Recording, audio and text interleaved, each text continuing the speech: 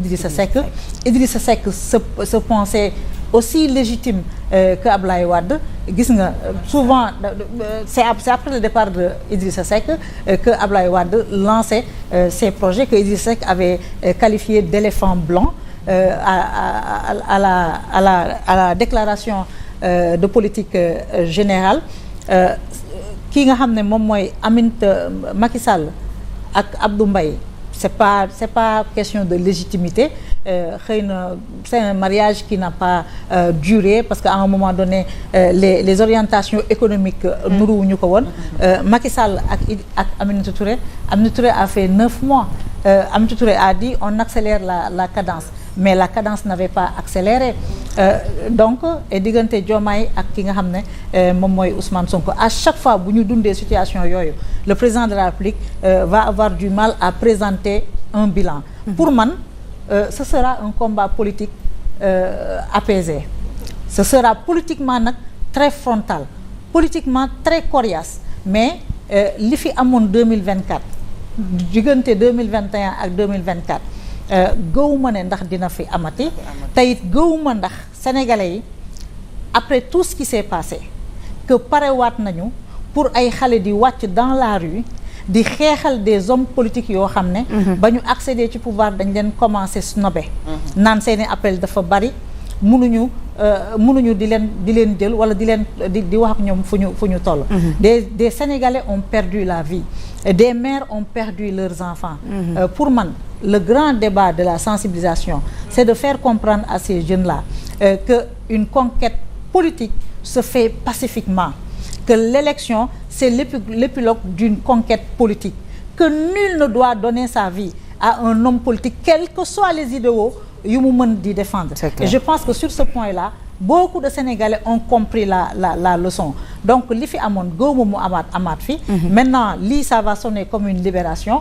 Je pense que il était temps que la décision, que le président de la République ait le courage de prendre cette décision-là, parce que dem nañu ba remarquer ne moom ak premier ministre am bokkatuñu ay orientation. Kër mënul am ñaari kilifa.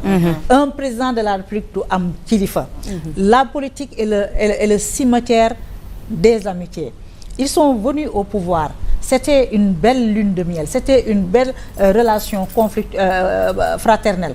Mais Ousmane Sonko, je pense que quand il a accepté le titre de gardien de la révolution, jàpp na ne c'est amplement mérité, jàpp na ne qu'il a cette légitimité-là. Et li leen waroole mooy en tant que gardien de la révolution moom moo waroon impulser la dynamique, moom moo waroon di wax président de la République di def. Je pense que Diomaye 6 mois après la prise du pouvoir il a porté l'étoffe, le manteau du président de la République. Dañuy wax souvent jëlal sénégalais bu masul def dara nga def ko président de la République bu defee ñetti weer mu yëg ne moom président de la République. Ndax étoffe président de la République dafa am imaan boo xam ne suñu borom moo la koy sol. Dafa am aussi yëkkati boo xam ne suñu borom moom moo la koy yëkkati. Un président de la République mënul am grand. Un président de la République mënul am kilifa.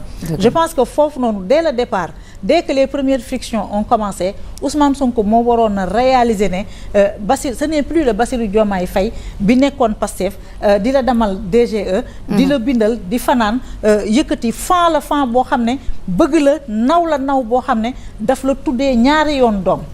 Et quand les frictions ont commencé ñu jëlaat doomam tuddee ko la maman du premier ministre loolu yëpp waroon na tax mu apaiser. Et loolu c'était un signal qu'il lui donnait. Il lui rappelait que li ñu boole moom moo ëpp li nga xam ne moom moo ñu féewale. Loolu ma erreur Ousmane Sonko c'est de penser que moom mooy wax buy wax il fait pas référence au président de la République. Il dit mon gouvernement j'ai décidé, j'ai donné l'ordre au ministre de l'Intérieur de mater que les policiers entrent dans le campus pour régler ce problème-là. Moom day wax comme un président de la République parce que moom il se sent comme un président de la République. Il a de l'autorité. Noonu la ko yàlla bindee. Beneen erreur bi nga xam ne aussi ñoom Pastef def nañu ko dañoo waroon continuer di accompagner Bassirou Diomaye Faye.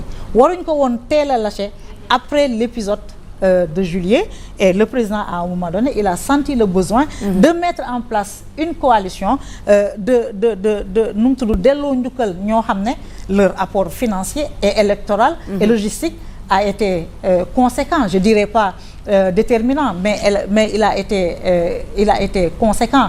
Ensuite, le Premier ministre, quand il a décidé que lu amati dina génn wax ci biti du démissionner, loolu tamit bokk na ci li envenimé situation bi et déclaration bi mu def démb sur les fonds politiques loolu ça procède de sa volonté de vouloir montrer aux Sénégalais man kat dama tegu ci rupture bi man kat lii laa xalaat ne moom mooy yoon bi. Bassirou Diomaye Faye bëggul bàyyi fonds politique yi ay jabaru Bassirou Diomaye Faye président de la République def na fondation man d'accord ma fondation bokkul woon ci mbir bi ñu jox la ay décret nga ne yow dootu contresigner. Donc avec ce duo là on a expérimenté une nouvelle théorie boo xam ne war nañu ko jàngale dans les amphis de sciences politiques. Beneen théorie la boo xam ne sénégalais yi xamuñu ko woon moo taxoon mbir mi choqué leen ñu bari tey le départ de Ousmane Sonko peut permettre à Diomaye de maîtriser son effectif de mettre en place un gouvernement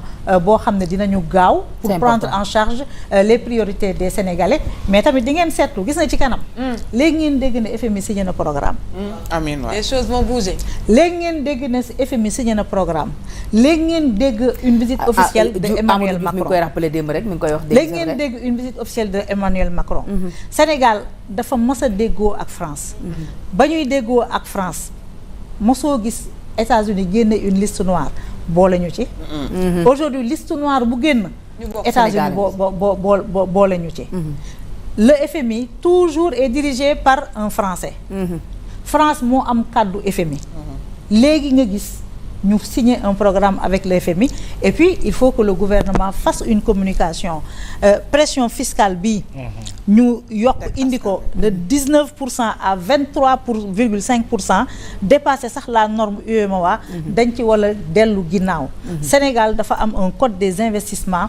Sénégal dafa am ay canevas yu mu daan utiliser pour faciliter la chose aux investisseurs. Da ngay ñëw da ngay am ay kii fiscaux da ngay am nu ñu koy woowee man damay le nom je perds le truc exonération ay da ngay am ay exonération fiscale bi nguur gi daanoo ñoom bi ñu ñëwee au lieu ñu jël en compte cette situation ces exonérations le code des investissements dañoo redresser ces sociétés là yeneen sociétés yi nga xam ne dañoo war a ñëw investir écoute pression fiscale bi yéeg na yéeg boo xam ne ils ont fait 4500 milliards de recettes fiscales 350 milliards de recettes non fiscales.